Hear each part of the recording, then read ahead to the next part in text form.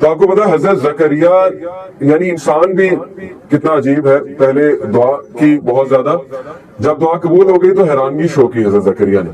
انہوں نے کہا کہ اللہ مجھے کیسے اولاد ہو سکتی, میری تو بیوی بانجھ ہو چکی ہے اور میں تو بوڑھا ہو چکا ہوں. تو فرشتے نے کہا کہ اللہ کے لیے کوئی مشکل نہیں. تو دیکھیں یہ مثال حضرت زکریا کی مثال ہے. حضرت زکریا نے آپ کو پتا حضرت مریم کو پھل کھاتے دیکھا, بے موسمی پھل ان کے حجرے میں. تو ان کے دل میں خواہش آئی کہ اللہ اگر تو اس موسم میں پھل دے سکتا ہے تو مجھے اولاد بھی دے سکتا ہے. تو بات وہی ہے نا کہ جیسا اللہ سے ایکسپیکٹ کیا ویسا اللہ سبحانہ و تعالیٰ نے دیا. تو حضرت زکریا کی مثال ہمارے سامنے. حضرت ابراہیم انہیں بیٹا دے کے پھر بیٹے سے بھی آزمایا. یعنی آپ دیکھیں اتنا لیٹ ایک تو بیٹا ہوا, اس کے بعد کہا کہ اس کو ذبح کر دو, یعنی اللہ کی راہ میں اس کو قربان کر دو. تو یہ چھوٹی مثال تو نہیں ہے, یہ تو ہم تو سوچ بھی نہیں سکتے اس طرح کے ٹیسٹ کے بارے میں کہ اولاد ہو اور اس کے بعد اسی اولاد کو جو ہے اللہ کی راہ میں قربان کرنے کی آزمائش لی جائے. اور پھر باپ سے ٹیسٹ کیا, سب سے بڑی بات. باپ ٹاکسک فادر تھا نا, سیدھی سی بات ہے. کیا کہتا تھا کہ یہاں سے نکل جاؤ, دفع ہو جاؤ, نہیں تو میں ویسے تمہیں مار دوں گا, سنگسار کر دوں گا, قتل کر دوں گا. تو ہر نبی کی سٹوری میں آپ کو ایک ایسی مثال ملے گی کہ انشاءاللہ جس سے ایک تو آپ ریلیٹ کر جائیں گے اپنے ٹیسٹ کے حوالے سے, دوسرا یہ کہ آپ کہیں گے کہ میرا تو ٹیسٹ کچھ بھی نہیں. انبیاء کو تو کس لیول پہ اس کا پیرامیٹر کیا تھا اس ٹیسٹ کا, وہ تو ہم سوچ بھی نہیں سکتے. تو باپ سے آزمایا. حضرت ایوب کی مثال ہے بیماری سے آزمایا, اور وہ کوئی چھوٹی بیماری نہیں تھی, وہ پتہ نہیں کوئی 15-20 سال کی بیماری تھی. روایات میں آتا ہے اتنا عرصہ وہ بیماری چلی کہ سب چھوڑ گئے. حضرت ایوب کو سب چھوڑ گئے, ان کی بیوی ان کے ساتھ تھی. تو پھر اللہ کہتا ہے کہ ہم نے اسے صحت دی اور سب لوٹائے, واپس بھی لوٹائے, صحت بھی دی اور سب واپس بھی لوٹائے. کیونکہ انہوں نے یہ دعا کی تھی انی مسنی الضر وانت ارحم الراحمین, اے اللہ مشکل نے مجھے چھو لیا ہے اور بے شک تو ہی تمام رحم کرنے والوں میں سب سے عظیم رحم کرنے والا ہے. تو اللہ کو یہ دعا پسند آئی. اسی طرح شیطان کے بارے میں انہوں نے کہا تھا نا کہ اللہ شیطان نے مجھے جو ہے وہ شیطان مجھے غم دے رہا ہے. یہ بھی حضرت ایوب کی جو ہے وہ دعا ہے. شیطان مجھے ڈسٹریس کاز کرتا ہے, غم دیتا ہے. کیونکہ ظاہر ہے شیطان پھر نیگیٹیوٹی طرح طرح کے وسوسے ڈالتا ہے جب انسان کی زندگی میں کوئی کمی ہو. تو اس لیے یہ تمام جو کیریکٹرز آپ کو نظر آ رہے ہیں نا, اللہ نے کہا کلو من الصابرین, all of them were patient, all of them were صابرین. تو صبر کیا ہے, صبر کے تقاضے کیا ہے, صبر کب کیا جاتا ہے, انشاءاللہ ہم اس پہ آج بات کرتے ہیں. صبر ایک بہت کمپریہنسو کانسیپٹ ہے, بہت ہی جامع کانسیپٹ ہے, جو کئی چیزیں اس میں آ جاتی ہیں, کئی ایٹریبیوٹس. ایک اس میں آتی ہے پرزیورنس.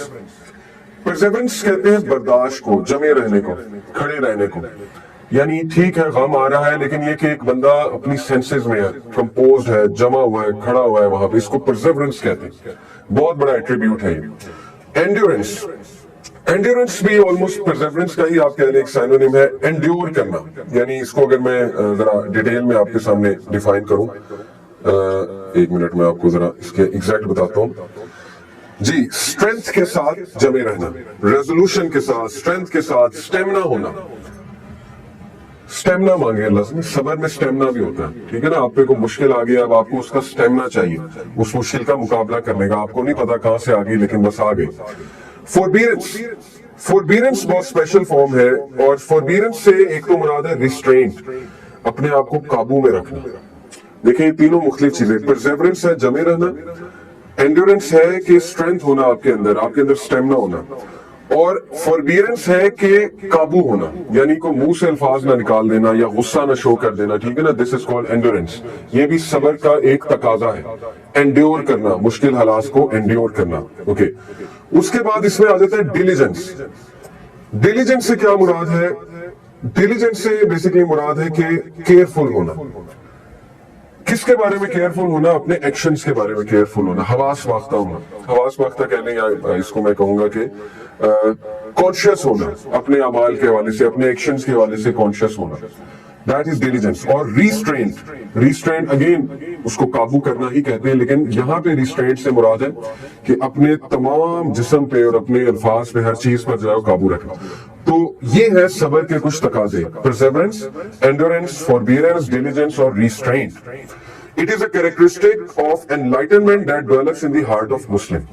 یہ حدیث سے ثابت ہے. اللہ کے نبی صلی اللہ علیہ وسلم نے فرمایا, صحیح بخاری کی حدیث ہے, جو کوئی بھی صبر دیا گیا یا صبر جس نے کیا, whoever would be patient, جو کوئی بھی صبر کرے گا, then Allah will make him patient, تو اللہ اسے صابر بنا دے گا. इससे साबित होता है कि सब्र किया जाता है, ठीक है ना। जैसे एक औरत थी कब्र पर बैठी रो रही थी और रसूलुल्लाह सल्लल्लाहु अलैहि वसल्लम वहां से गुजरे, तो रसूलुल्लाह सल्लल्लाहु अलैहि वसल्लम ने उससे कहा सब्र कर।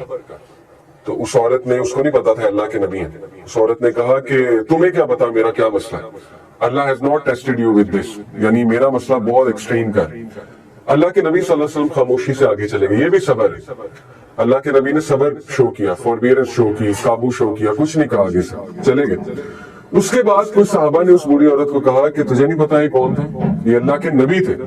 तो बूढ़ी औरत बड़ा शर्मिंदा हुई और अल्लाह के नबी सल्लल्लाहु अलैहि वसल्लम के पास गई और कहा कि मुझे माफ कर दे, मैं सब्र करूंगी, मुझे नहीं पता था। तो बहरहाल वो खातून जो है उसने माफी मांगी अल्लाह के नबी से और कहा कि मैं सब्र करूंगी। तो प्रॉफिट सल्लल्लाहु अलैहि वसल्लम ने कहा कि सब्र हादसे के शुरू में होता है, ये बड़ी गहरी बात है, सब्र हादसे के शुरू में होता है।